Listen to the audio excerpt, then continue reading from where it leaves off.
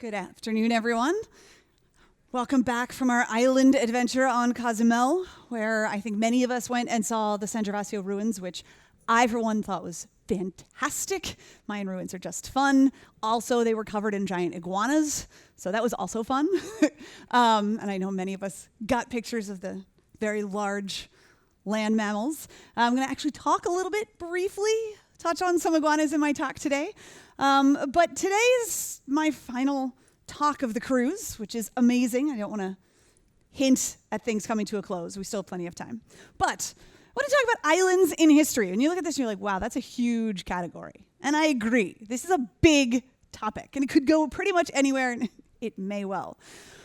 But since we're sailing around, we're being explorers or pirates, depending on your perspective, we are thinking about connecting places by sea, which is so profoundly different than most of us live our everyday lives, connecting the world by road. I mean, as we moved into modern civilization, we think roads first, seas second. Seas are where we come to adventure, to relax, to see new things.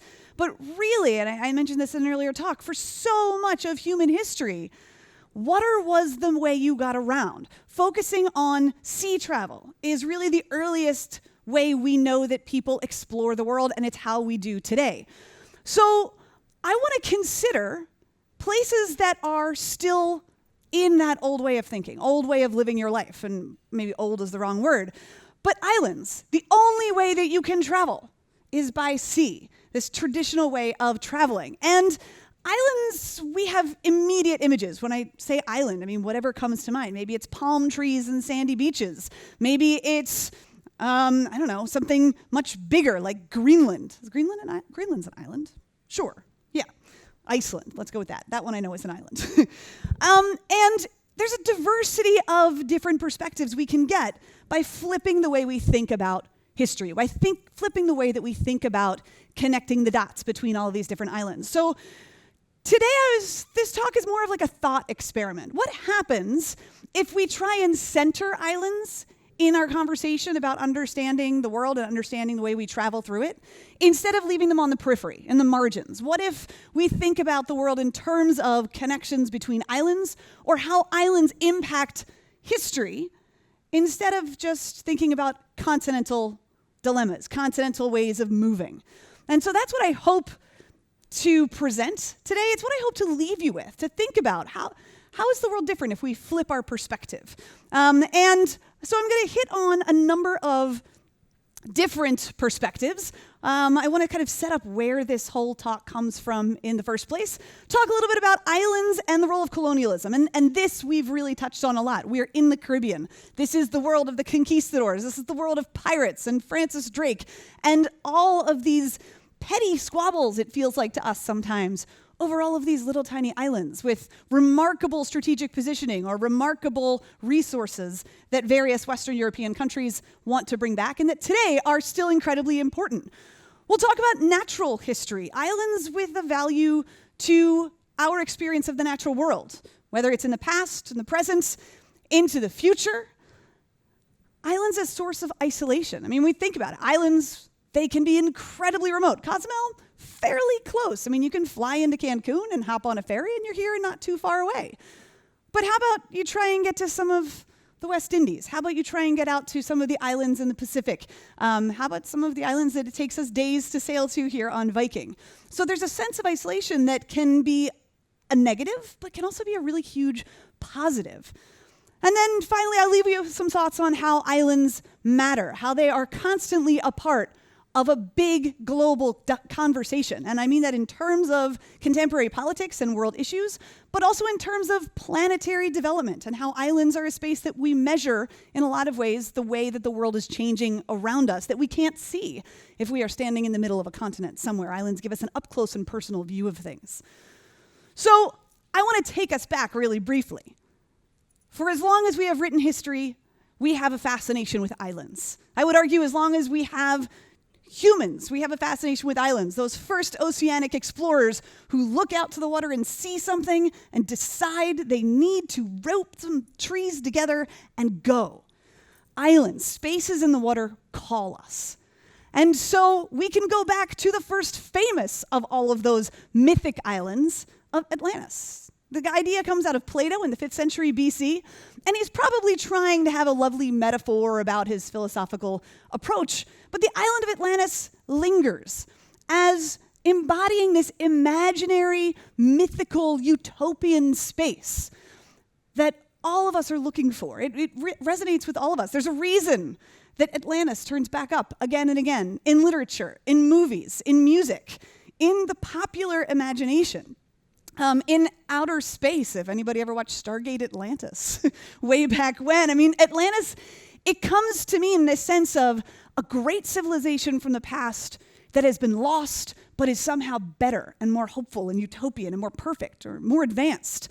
It's a wonderful space. It's not real. But Plato suggested that it was maybe somewhere to the west of the Straits of Gibraltar, which would be the Atlantic Ocean.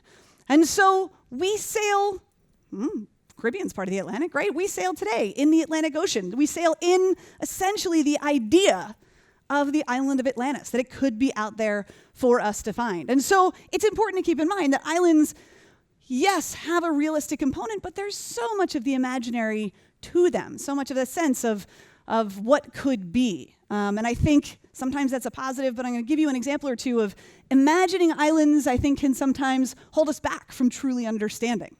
So, Atlantis, an imaginary island that's been placed in a lot of different places over the years, but obviously not true. So to set the stage, if we think about islands, it's certainly in the context of where we are today, we picture our palm trees, our sandy beaches, our margaritas and Mai Tais and beautiful tropical breezes and a little bit less heat maybe than we had today. But for me, personally, because I always have a personal story, and I think at this point you expect, I hope, that it's going to be really random. For me, I come to a consideration of islands from the strangest possible perspective. This one. So, at this point, I think that I'm interested in heritage and heritage preservation, like UNESCO. We were talking the other day about the San Jose Galleon and who gets to own the past. My graduate work, my current research goes here, Ireland. And I studied in grad school the idea that at the beginning of the 20th century, Ireland is trying to figure out a sense of identity. It's this island off the coast of England, on the edge of the Atlantic Ocean, obviously. And in the early 1900s, moving towards independence from England. And there is this struggle as to what the new idea of Ireland, when independence is gained, what it will look like. And so I personally studied the artists and the artwork and the visual culture of Ireland. And much as you and I probably do today, those artists and those architects and those visionaries in the early 1900s envisioned an Ireland and promoted an idea that Ireland looked a particular way with the cottages and the fields, right? When you think about Ireland, probably you picture green fields and cottages. Maybe you picture the bogside art that we saw when Thorin gave his unbelievably heartfelt performance of The Town I Loved So Well the other night, but less likely, probably you picture those fields and those cottages and sheep, lots of sheep. But when I was doing my work, what I realized remarkably is that there was less of a hang-up on cottages and fields and a constant drumbeat of conversation about, in order to truly understand Ireland, you had to understand Irish light. It was weird. It was very unusual. I didn't see anybody else. I looked at British examples and Scottish examples and French, and the way that the Irish were talking about light, using words like chromatic symbolism and talking about atmosphere and jewel tones. And it was really powerful and really beautiful. And it became pretty clear to me that this sense of Irish light was a unique thing that was all about the island. They were very particular that because they are an island, the light is different there. And if you can capture that light, well, then you've captured something true about Ireland. Fascinating. So I have this kind of in my back pocket. In my last year of grad school, I take a class from a Cuban art historian, a guy by the name of Narciso Menocal. Absolutely brilliant guy. And in an early class, just in passing, he makes a comment about Cuban national identity. And he says, yes, there is a chromatic symbolism of Cuba. And I thought, wow, I've heard that phrase before. Here I am, in the 21st century, that chromatic symbolism. And I went back and talked to him a bit. And it turns out that the Cubans in the early 1900s, Cuban artists, Cuban cultural figures who are trying to figure out what a new Cuban national identity looks like, they are using almost exactly the same language that the Irish artists are using. It was mind-blowing to me. Now, what's interesting about it, and it's very important for me to say as a historian, Cuba, Ireland, they did not have any contact with each other. This was not like artists having a conversation. They weren't writing letters to each other. There was no contact. It was utterly coincidental. But the Cuban artists were saying Irish or island light. It's special. It's powerful. It's a part of our identity. If you ever go to Cuba, you will see that the houses have these things called medios puntos, which are these beautiful, brightly colored stained glass windows above all of the doors. And they are a part of Cuban identity. But they're there to take that island light and turn it into something magical. In Ireland, stained glass artists emerged at the beginning of the 1900s to take the island light and turn it into something magical. And so my interest in islands, personally, comes out of this understanding of early 1900s artists on either side of the Atlantic who look for a sense of who they are as a nation, as a people, in light that they specifically identify as on an island, and only on the island. Anywhere else, you cannot find it. And someday, I hope to write a very boring book about island light. And it will start with Ireland and Cuba, and this sense of islands bringing something that nowhere else can bring them. So I'm going to take it back to somewhere a little bit more tropical, but I wanted to give you a little bit of context. And I thought if we're going to talk about colonialism, talk about how islands are a part of an incredibly complex global process, well, I should go to Cuba. We should talk about Cuba. And if you look at this map here, to give you a sense of how important Cuba was in the, well, we'll go back, 16th, 17th, 18th century, to colonial expansion, to the Western powers, to Spanish control, all you have to do is look at the scale of Cuba on this map. Florida, very small. Cuba, very large, right? It's essentially half the size of all of Central America. This is not because their map skills were so horrible. I mean, they're not perfect. But it has to do with the unbelievable centrality of this particular island to global trade at this point. As you've heard from myself and from some of my colleagues, Havana was the jumping off point for the Spanish fleet. The conquistadors, they come through. Columbus comes and smacks right into this part of the Caribbean, and then from there, it becomes a hub. By 1558, the Spanish are fortifying Havana. They are ready to use this as absolute home base to take that incredibly risky trip back across the Atlantic with everything that they have taken from the quote-unquote New World. Now, we know it's immediately central in the 16th century, but it's important to remember that the geopolitics of Cuba really is important to world political situations all the way up pretty much very close to the present day. Cuba is involved in the first wave of independence in Cuba comes in, 1868. Manuel de Céspedes is one of many important figures in the Caribbean who are getting a sense of needing a change. In particular, de Céspedes is interested in 1868, importantly in the middle of the American Civil War. He's interested in freeing enslaved Cubans, enslaved Africans on the island. And so he issues a cry to independence, the Grito de Guerra, and the first major war of independence on Cuba takes place from 1868 to 1878, 10 years war with Spain, and it doesn't succeed. And interestingly, historians aren't sure that Céspedes was interested in independence so much as he was interested in getting a very different set of cultural values to represent Cuba. He wasn't necessarily interested in throwing off the Spanish crown so much as he was interested, and his followers were interested in ending enslavement. They were interested in giving more and more economic power to the residents of Cuba as opposed to the residents of Spain. That revolution doesn't work, but now we're in the late 1800s, and by the time we get to 1895, there is a Cuban living in New York City by the name of José Martí. And Martí has a really interesting perspective on the world. Martí promotes and heartily believes in the idea of Pan-Americanism.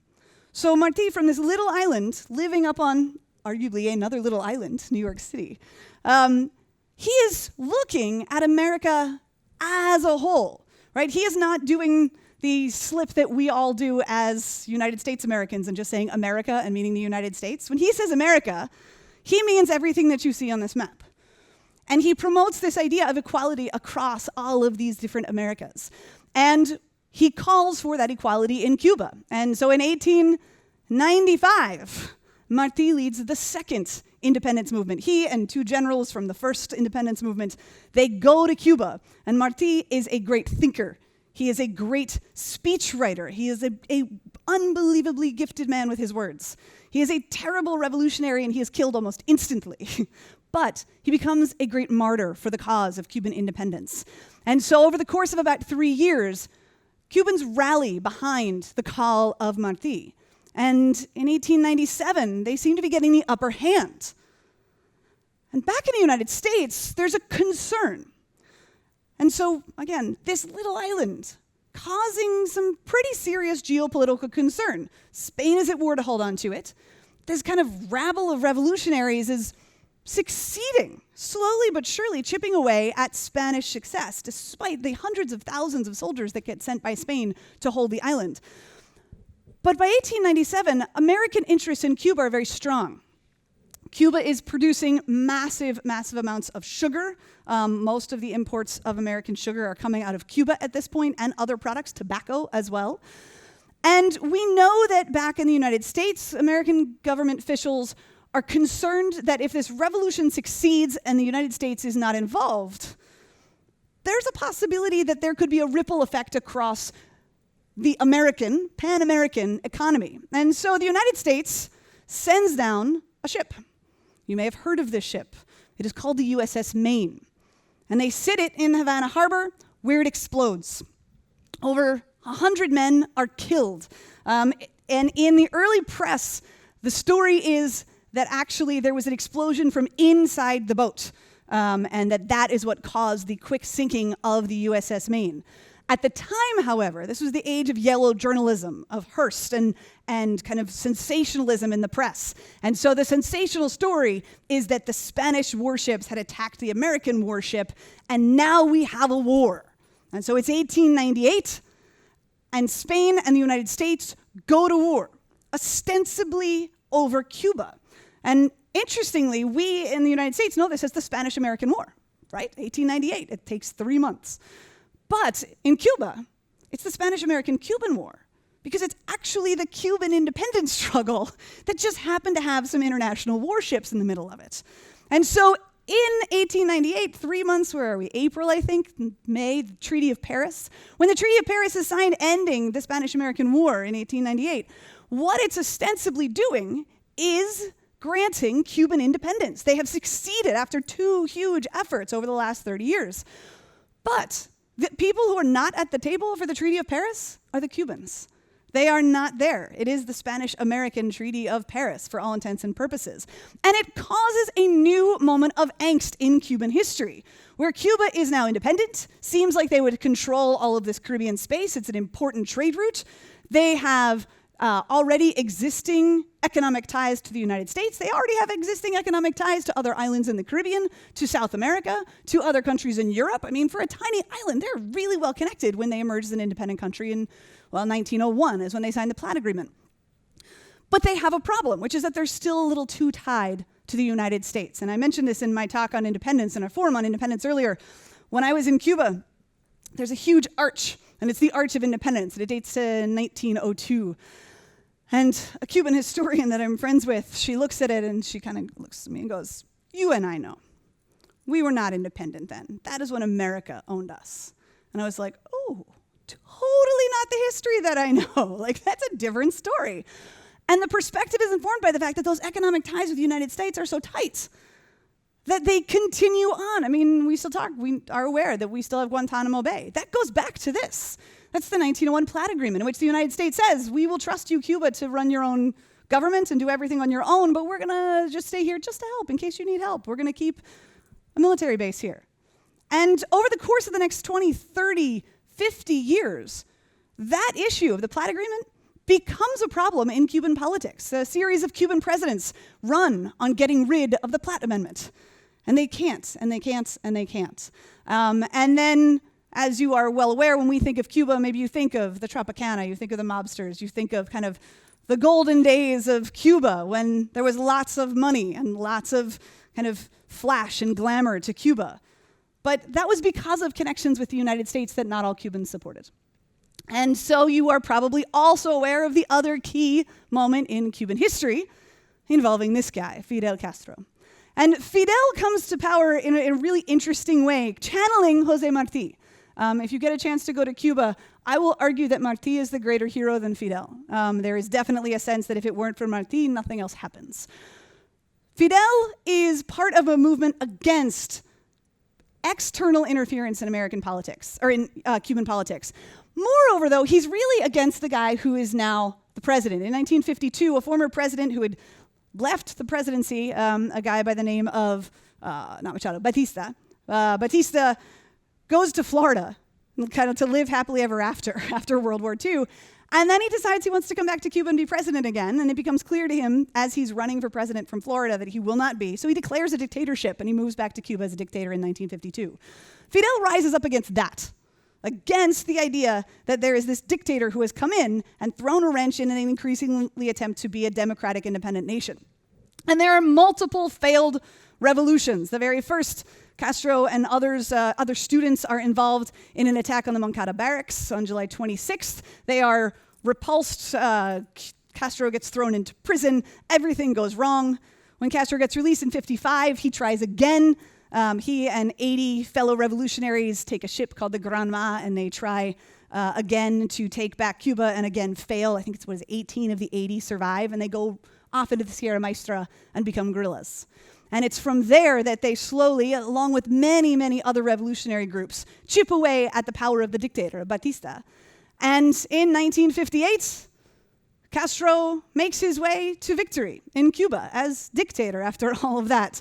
And the reason I want to bring Castro up here, what I find interesting about it is how much he embodies the ongoing political problem, not just because of what we maybe know in the present day, but Castro is, I think, innately pitted against the United States and vice versa. There is no way they were ever going to get along. Castro's hang-up is Cuban independence. The United States, by the time we get into the 1950s, 1960s, owns, I want to say it's 50-60% of the Cuban sugar industry. They certainly import all of the sugar from Cuba. The United States also has a hand in the oil industry in Cuba at this point. And Castro really struggles to sort this out. And I think in kind of an interesting explanation as to how this island continues to be at the heart of geopolitical problems in the 1960s is what happens in 1960. And you get a sense of like everybody is disagreeing. It's the Cold War. The world is on edge.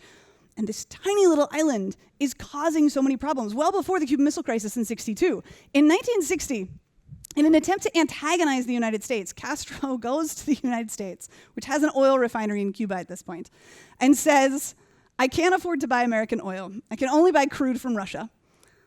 But you have the oil refinery, so I would like to use your oil refinery to refine Russian crude oil in 1960. Historically, we can look back at this and be like, absolutely he knew what that answer was going to be. There was no way the United States in 1960 is going to be like, sure, we'll help you and the Russians out. Never going to happen. Castro knows this. And so the United States says, no. So Castro says, fine, and he nationalizes all of the oil refineries and takes them away from the United States.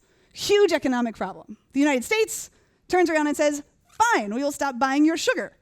Huge economic problem for Cuba. And this goes back and forth. And then we get things like the Bay of Pigs, like the Cuban Missile Crisis, in which many historians look at the Cuban Missile Crisis in 1962 and say it's not actually as much Russia using Cuba to threaten the United States as much as it's Castro continuing to play games. That there is evidence that Khrushchev is as freaked out by what Castro is doing as Kennedy is. And that basically they have this guy who is willing to just antagonize everybody down in Cuba. He still essentially, in the same way that Cuba has for hundreds of years at this point, he still has the ability to control continents from this tiny island and to make unbelievable threats. And there's some evidence that Khrushchev really, really regrets giving this man nuclear weapons simply because of the games that he was willing to play, because he And the Cubans who supported him, I think in that moment understood, he at least understood, and his government, how much power this island had. And the continents, being continental, did not quite grasp exactly how powerful this island was and always had been and continues to be. And one last note about Cuba, which I have now talked about for way too much because I find it fascinating. One thing about islands and their isolation. Cuba is an excellent example. If anyone has gone to Cuba or hopes to go to Cuba, you have probably said, as someone from the United States, something along the lines of, I want to get there before it's gone. I want to go while I can still ride in a car, right? How many people, I'll admit, I've ridden in one of those Chevys down the Malecon in Havana. It's surreal, it's fabulous. But that sense of I want to go before it changes, before it's gone, is a really interesting continental perspective on the island. Because for the Cuban people who live there today, those cars, yeah, it's great tourist dollars, but they're a reflection of the increasing isolation that they experience on this island. And I think sometimes our impulse, whether it's the United States or folks from Europe who tour to Cuba all the time, or Canadians or whomever, this idea that we want it to stay a particular way for us really is an attempt to misunderstand what is important to happen for the island itself. So I think that'll be interesting to keep in mind as Cuba someday, eventually, changes. It has to. In terms of, Cuban Missile Crisis. So like I said, an island close, but I don't know. There's still a lot to be learned about what was going on in '62 and who was really turning the screws there. So in terms of island, I had mentioned before, other Caribbean islands, the islands that are tremendously important or at least interesting. The island of Tobago, a tiny little island that was settled by the Caribs probably in the 12th century or so, but then over the course of 200 years, changed hands 33 different times. At one point, 3 different European powers all claim to own the island simultaneously and all have different outposts on the island, claiming it for themselves. And the reason for this is because of the strategic positioning of Tobago off the coast of Venezuela.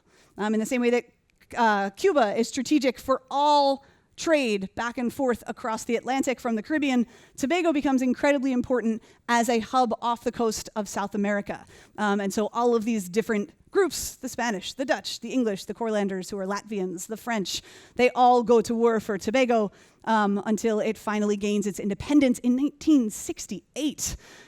So for hundreds of years, this is a surprisingly contentious tiny little island, 116 square miles, really not big at all. One other colonial era island that I thought I would point out before I move on is the island of Rune, just because I think this story is absolutely fantastic. So the island of Rune, excuse me, in 1667, it is part of the greatest, most epic trade of the colonial era. So for those of you who are familiar with the story of No-No Nanette and Babe Ruth, if anybody is, that famously that Babe Ruth was traded by the Boston Red Sox so that the owner could finance a Broadway flop. Basically, the Dutch and the English in 1664 do a swap. The English are trading a tiny little island for a tiny little island. In this case, the swap is for the island of Rune and the island of what is New Amsterdam, New York City. They're roughly the same size. In 1664, what is today the island of Manhattan has a population of about 2,000 or so people. It was thought to be a backwater. It wasn't particularly important. The island of Rune, on the other hand, that was where you got nutmeg. And to us, we're like, ooh, lovely, nutmeg, you can make like eggnog. But nutmeg, back in the 1600s, traded more or less at a 32,000% profit. It was worth, at one point in the early 1600s, more than gold in the open market. It was an incredibly important and incredibly valuable spice. And so in 1664, this tiny little island of Rune, it is so small and so remote even today, to give you an idea, to get there, you can either fly a Cessna from a slightly larger Indonesian island. If the Cessna is flying and it only flies once or twice a week, you can take a plane ride to a large-ish island nearby, and then it's a 2-hour ferry ride to the island of Rune. Or you can take the ferry from the large island, and that takes 15 to 17 hours. and then another 2 hours to get to the island of Rune. It is incredibly remote. But at the time, it seemed like a really good trade to get the island of Rune. Today, Manhattan. We all know it. We all love it in some way, I think. Love it or hate it. It is a remarkable space. Today, it has, it's the center of North America in terms of that kind of hub of activity and economy and even government, international government. The island of Rune, tiny little island. In 2021, the population of Rune, 2,000. So the same as was the population of New Amsterdam 600 or 300 years ago when they were traded for one another. And it has paid off incredibly, incredibly well. So to give you an idea of how remote the island of Rune is, very, very remote. So that takes me to natural history. If we're going to talk remote, and we're going to talk about the natural history of islands and think about an island-centric world, well, we have to go to the Galapagos, of course, right? You cannot talk about islands, you cannot talk about natural history and isolation and the unique perspective of looking at the world if you do not talk about the Galapagos Islands that are visited famously by Charles Darwin on the Beagle in 1834. He set sail in 1831 on what was supposed to be a 2-year mission to essentially map the South American coast. It takes them 5 years to sail on this journey. And Darwin himself, a naturalist, he has so many incredible observations. If you are even remotely interested in natural history, you should go read about all the other stuff that Darwin discovered on this particular 5-year journey. His observations of geologic formations, his observations of something like atolls. He figured out what they are while sailing past them in the Pacific. It's remarkable, his powers of observation, although he becomes famous for the 34, and I'd like to point out, 34 days total that he spends in the Galapagos. 19 islands with a diversity of flora and fauna and geology and marine life pretty much unseen anywhere else on the planet. It is incredibly unique. Unique is a word that scientists, historians hate to use. And so I actually have seen a number of occasions that the Galapagos described as almost unique. It's like scientists and historians want to say it, but we just can't. But pretty much it's a unique space on the planet. And Darwin himself is observing everything. He's observing the fault lines. This is 3 tectonic plates meet at the Galapagos Island, causing unique geography. There are 3 of the most powerful and important Pacific currents meet at the Galapagos Islands, causing incredible biodiversity of the seas. And then he studies these animals, and he realizes he's looking from island to island to island at all of these different birds that are the same bird, just the beaks are so different. And they've adapted in a way that he hasn't seen anywhere else. And so he takes his detailed recordings, his drawings, and it takes him many years, actually over 20 years, before he publishes The Origin of Species, that book for which we so closely associate him. But the ideas begin here, where he realizes the evolution of these animals to their landscape, to the other animals, to the plants, to the sea life, is unlike anywhere else. And thus you can see perhaps in a microcosm a broader evolutionary space. And we know today these islands of the Galapagos, they're really young. The oldest is only 5 million years old, which is really, really young for an island. The youngest is only about 1 million years old. And so we are seeing still today a very early stage development of life in this island system, which I think is kind of remarkable. And Darwin himself found it remarkable. And we know today it's 85% of the birds in the Galapagos are endemic to the Galapagos. There's dozens and dozens of lizards and other small animals, all of which you can only find there. Of the lizards and some of the small mammals, actually all the lizards are actually now considered threatened, which is terrible, or have become extinct since Darwin's time. The birds themselves are still a source of great study and fascination. And again, these are just kind of the cute animals. The geology of the area is also as diverse, as profound, as worthy of study as any of the animals that live, or in the case of the famous iguanas, swim in the waters around the Galapagos Islands. So we're talking a little bit about isolation here. I cannot talk about isolation, and I cannot talk about islands on a Viking ship without at least talking about somewhere that had Vikings, and that would be Iceland. And Iceland itself, kind of to bookend my big islands, it's only slightly bigger than Ireland. It's about 36,000 square miles. Has a population 366,000 people, of which 1/3 live in the city of Reykjavik. So it is very focused on its capital city today, but it is an incredible island that figures really prominently because of its isolation in a really interesting historical space. So because Iceland has been so isolated for the 1100 years since people first landed there, since the first Vikings, for lack of a better way of putting it, since the Norwegians first landed there, it's been isolated, and things have been preserved in Iceland of ancient Scandinavian culture in a way that is really quite remarkable. So I don't know if you know this, but the Icelandic language is really special because for so long it was a Norse dialect that didn't change. So when the Norse populate Iceland, and they just kind of leave Iceland there on the edge of the Atlantic, there isn't a lot of exchange with people from other parts of Europe. So today, Icelandic is very similar to the Old Norse that was the actual Viking language.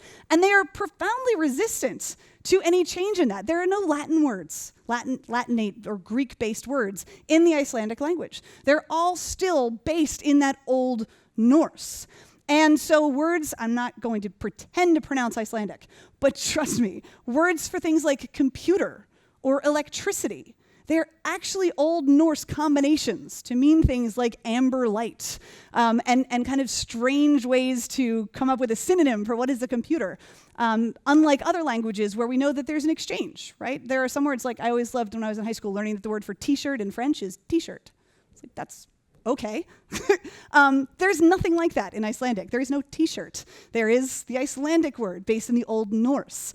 And remarkably, while the language sounds very different, because we actually have pronunciation guides, we have early grammatical guides to the Norse language in Iceland, it sounds really different now. It's pronounced differently. But speakers of Icelandic speakers today can read the Old Norse documents from 1,000 years ago pretty decently. It's a recognizable language on paper, even if it's spoken differently today. Really remarkable. There's nowhere else that does this. Because of that preservation of language, because of the isolation, the stories that we have coming out of Iceland are remarkable preservation of Scandinavian culture. So we have the sagas, which were about heroes and gods and the natural world. And they were probably originally throughout Scandinavia, Norway and Denmark. They were sung, they were told. Think about bards. You can go all the way back to Homer. That idea of telling that story through poetry, those sagas. Well, they were written down in the 13th century in Iceland. And they wrote down all of these stories about the early people, possibly before they came to Iceland in around 900 or so, the stories of the Norse from the 900s. The 1000s, the 1100s. We have all these tales preserved on this island, preserved through these sagas that were written down and unchanged and retold, and have preserved a way of life, a historical insight into ancient Scandinavia, well, at least Middle Ages of Scandinavia. And thirdly, kind of like the sagas taken to a whole nother level, we have the Eddas. There's the poetic Edda, which is basically a series of stories told in a poetic verse, skaldic and Eddic verse. Then there's the prose Edda, and that is recorded by this guy, Snorri Sturluson. And he is a fabulous historical figure. There's actually a recent book came out, a good biography on Snorri Sturluson. And he rises up to become a lawyer, essentially, a very learned, very educated. He goes to university, he studies, he becomes a lawyer. He then lawyer. And then he goes on and he actually becomes a personal attendant of the king at the time, King Haakon IV. And he writes down two major stories. First of all, he writes down the prose Edda. And in that prose Edda, he tells stories that were preserved in Iceland, that were not preserved anywhere else. And he tells it in a language and in a rhythm that dates back to the early era of the Vikings. And we learn in those stories all about say the story of Odin, the story of Thor, those stories of Norse gods and goddesses, they come to us through those stories preserved in Iceland. They don't come to us in other directions. And the other thing that he writes down is Heimskringla. He gives us a history of kings.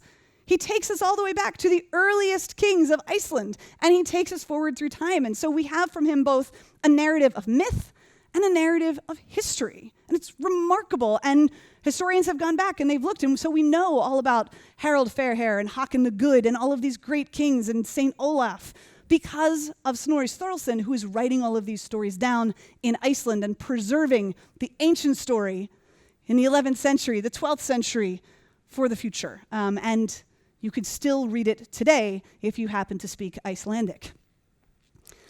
As for why islands matter, I thought I would end by talking about an island that is at the forefront of a lot of different debates, and then sits really at this space of colonialism, natural history, and isolation. And that's the island of Rapa Nui, Easter Island. Has anybody been to Easter Island? It's way out there. I really want to go. I want to see these moai, right? These giant statues. They are poised in these groups at the edge of the island. There's over 1,000 of them in small groups and larger groups, sometimes by themselves. Believe it or not, if you don't know this, they have feet.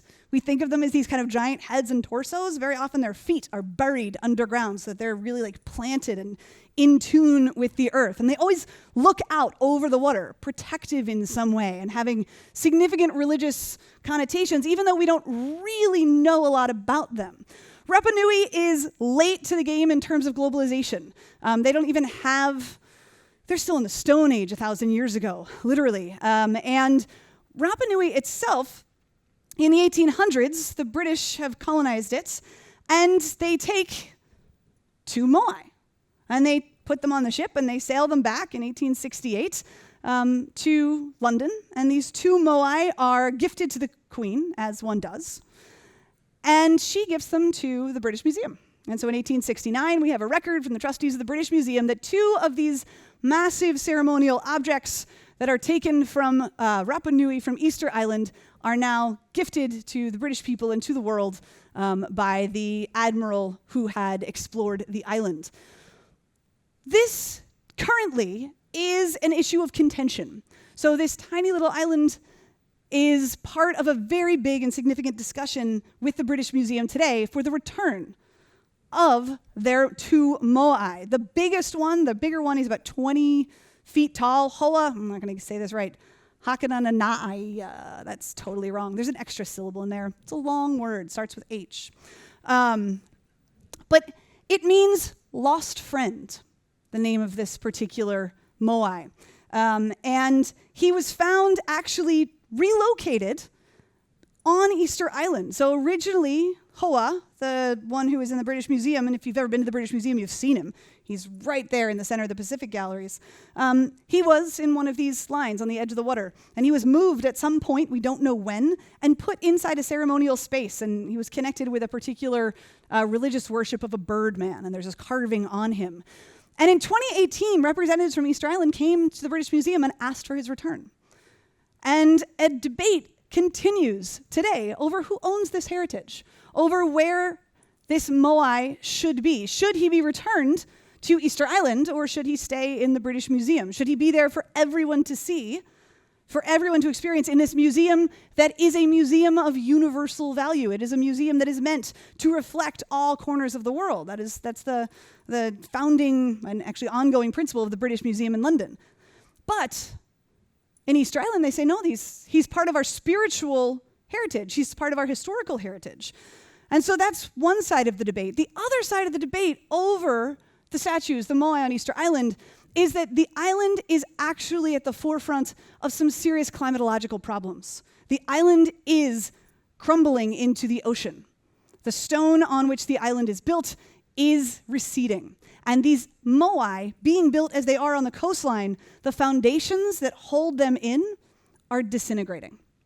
And so the other half of the conversation is, does one send the moai back to somewhere where they may be destroyed? They may fall into the sea. They may not be preserved. And in both England and in Rapa Nui, there are people on both sides of this debate. Where is the best place to keep these 2? But also, what do we do with the ones that are still there? The 1,000 or so that are still on the island. How can this space, this island that is falling into the sea, as many islands are, how can that history best be preserved? And so this is a conflict, that's not the right word, all of these issues coming together, of colonialism back in the 1800s, of the British taking what they want from the island, regardless of its important historical and cultural and religious significance, of natural location and natural geology, the idea that the island will not be there forever, that it is falling into the sea. And then, of course, isolation, the fact that it is so isolated today, that it is both a harbinger of the kinds of island problems that many islands are having, but at the same time, there's a conversation about what is the value if you can't get there easily, right? Everybody wants to go to Easter Island, but very few people do because it is still so hard to get to.